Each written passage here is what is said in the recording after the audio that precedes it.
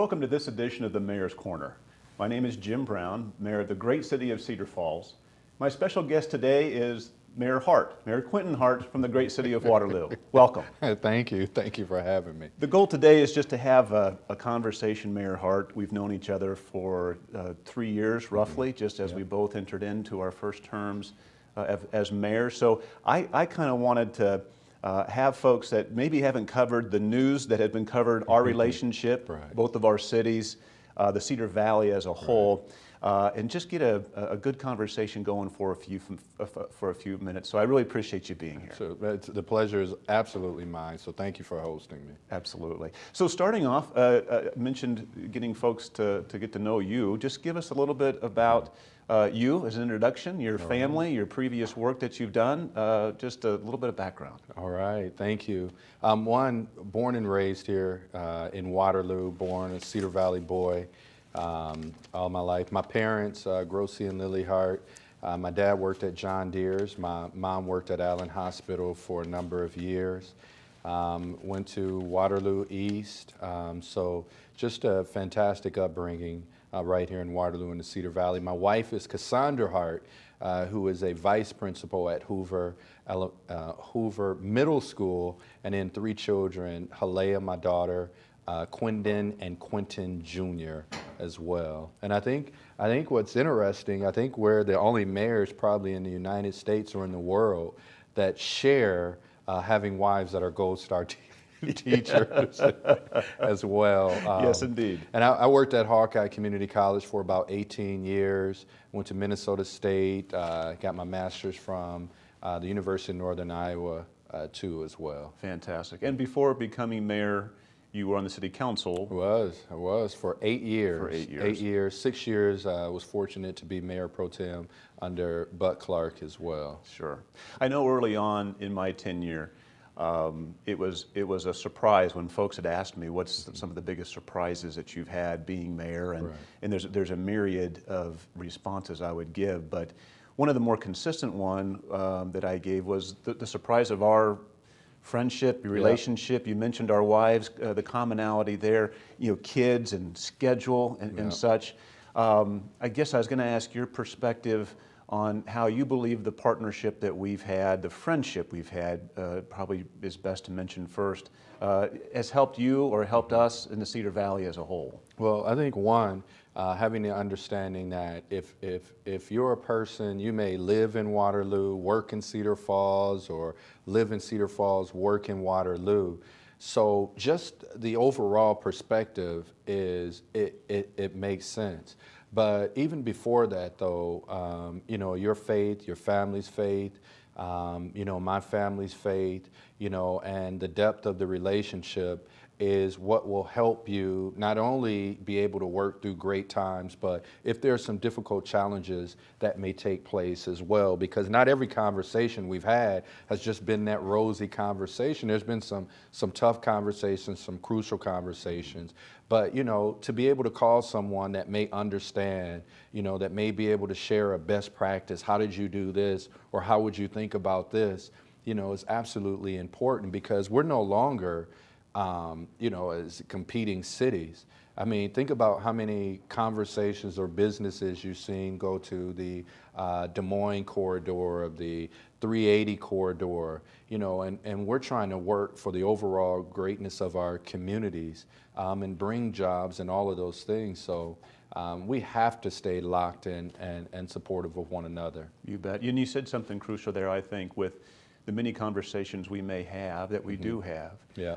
When there is difficult conversations, it's always best to start off on the foundation of friendship and then move forward. And I think overall, it can actually lead to better solutions. Absolutely. And speaking of which, I know we've had a number of different meetings whereby, like you mentioned, we'd work off of each other and bounce ideas off each other. And there's some big ideas out there in the Cedar Valley, but then there's also some smaller ideas that we both get as well, whether it's working with our fellow elected council members or with various staff, or again, the Cedar Valley as a whole. Yeah, and it's been grateful to just be able to call and take a look at the formation from a council meeting to, whatever the situation is, but having that open lines of communication, I think is absolutely important.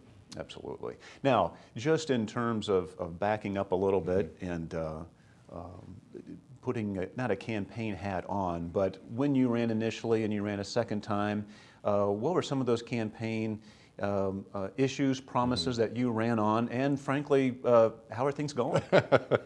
Well, one is to take a more strategic look at what we do overall for the city. So we work to establish our 5-year goals where staff and council were able to come together to meet some objectives. And you know, it's a moving target as sometimes you say you want to do this goal that may not have happened that way, but overall I think we're moving and trending in the right direction. Working with our neighborhood services and working with Felicia Knowles and her ability to bring our neighborhoods back together.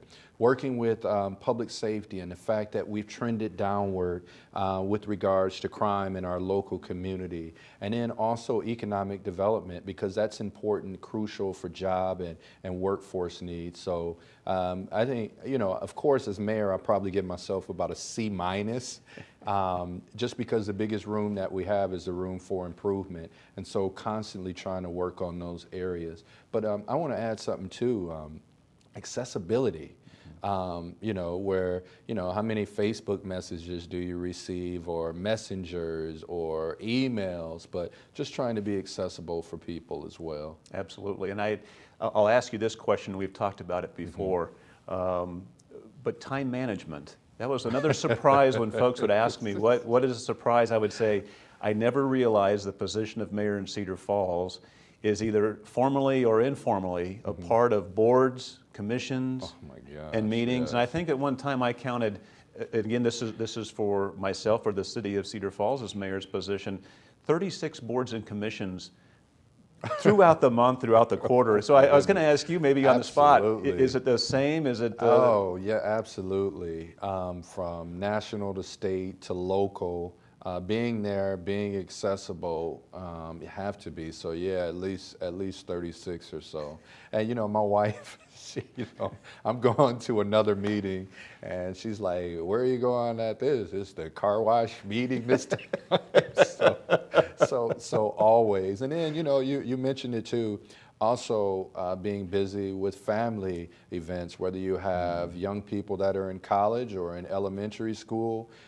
Trying to find that balance. And, you know, I started off really bad, you know, and I'm starting to get a little bit better, you know, as we speak, and being there more for just that family. And, you know, we're trying to ramp up date night, so we're all going to have to get together. Yes. I think we canceled that maybe a couple times. So, yeah. Well, and I know one of the benefits of these meetings that we're associated with is it really gives us a good perspective, not only on what's going on in the Cedar Valley, because there is, you know, what are we doing as a county for emergency? We're on the EMA board. Gives us great insight to the incredible generosity of folks in the Cedar Valley with the Metro funders. Education, the Leader in Me board we share on. So, in the Chamber and Alliance, so you get that overall feeling of pride, frankly, of these great individuals that we are so fortunate to serve. So. Right, and another one that we really need to continue to make sure we move in is the shared services. There's some big ticket items, but we also need to take a look at some of the smaller ticket items that we may be able to do, whether it's sharing HR types of trainings and support, but we need to continue to make sure we move towards that direction with that committee as well. And there's a myriad of, I mean, we just left one a few minutes ago when we're taking a look at, you know, emerging young leaders or the Mother Moon Scholarship. But all of those things are important, and it helps us not to just know what folks are doing in Cedar Falls, but what are they doing in Waterloo, so we kind of have that overlap in so many areas of learning so much about our community. Absolutely. And I'll tell you what was neat about this morning's meeting is our future is very bright based on those young people. Oh my goodness. And you mentioned the Waterloo Cedar Falls, but there's award winners from Hudson and Rhinebeck and those sorts of areas. And then the opposite spectrum, the Lifetime Achievement Awards of those folks. I don't want to give anything away, but one individual volunteered for decades and 70-some years. Years. Yes. Yeah. So it's just, again, it's a big picture, 30,000 foot view. It's just a wonderful thing to be able to look at and involve ourselves in and see what's going on. And you know, it also reminds us too that, you know, those days when you're really tired and you're kind of spent, and then you go back and you take a look at some of the people that you read about, and you're like, wow, 75 years and we're just 3 years into this. We got to step up our game. We got to step up our game. We're behind the curve. Absolutely. Yeah, absolutely. You mentioned a little bit briefly the economic development. That's sort of the engine, one of the engines that cures a lot of ills in Right. communities. A little bit of highlight as far as the city of Waterloo and what's happening economic development-wise? Thank you. Thank you for bringing that up. You know, the art block is continuing to move forward. The streetscapes in downtown are moving forward. The addition to Tyson's and more jobs to our local community. But a couple that we're really proud about, and that is the continuation of development in areas that had been a little bit blighted. So, you know, absolutely proud about some of those transformations that we've seen in the North Crossings, which was Logan Avenue at one point, to the end of 63 as well, which is the junction between our cities as well. The Greyhound Park is gone. We're beginning our second phase of University Avenue, a tremendous project that binds both of our communities together as well. So we are moving ahead, have some great potential, great opportunities. And like we said, when we take a look at our very small corridor in comparison to other places, I don't think, you know, 250, $300 million in economic development per year is bad for, you know, the Cedar Valley. So now we're going to have to push people to where we're going to take that number up in the next 5 years to over 500 million, or half a $1 billion worth of investment in 5 years. So I'm just throwing that out there. So you could surprise me a little bit Right. for our next goals coming up. But I think we can do it. Yes. I think we can do it. I do too. We've got a great community. I always look and pay attention, of course, but I hear comments from individuals, just that 218 corridor, Yeah. where I think we're doing a ribbon cutting for the Gable Museum. Yeah. Of course, the fitness center. I know I'm saying that wrong. I've taken my girls down to the Waterloo Community Playhouse for years, doing Right. plays. The single speed. We did somewhat of a grand opening for the Hawkeye extension there. That they built that new building, and it continues with more residential and the hotel. And Right. I mean, that's an incredible corridor. Yeah. And I'm sure you probably have it. It would be great to see it maybe a before and after 5 years ago or 10 years ago to Okay. now. It's just incredible Absolutely. growth. And you know, you mentioned Hawkeye Adult Basic Ed.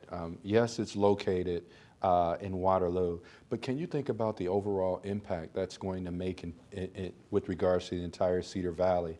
That is a one-of-a-kind center for our state, because any of our new immigrants or new residents that move to this community can go and get the English language learning skills, but they're also tying that to actually learning a livable skill, whether it's machining, whether it's nursing, but they're able to actually tie that in. And you know, our overall workforce is what you hear every day. How can we meet that demand? And we're doing creative things as an entire Cedar Valley to be able to bridge that gap and make sure we have the trained workers right here in our community. So phenomenal things have taken place in the Cedar Valley. It's an amazing benefit. And just walking those hallways and meeting these individuals is just amazing. It's incredible. Makes the world a little smaller. Absolutely. Because these folks just come in and you meet them face to face, Yeah. and here they were a year or two ago, various parts of the world. And Yeah. like you said, they're doing some amazing things for the future. I want to thank you for Thank coming you for in with a having brief me. conversation. Thank you. And, And you know, thank you for all the efforts that you're making too for the city of Cedar Falls, man. It's paying off, and we're getting stronger together. It's fun and it's good. It's rewarding. Thanks, All Mayor right, Hart. yeah. And thank you for joining this edition of the Mayor's Corner. Have a great day.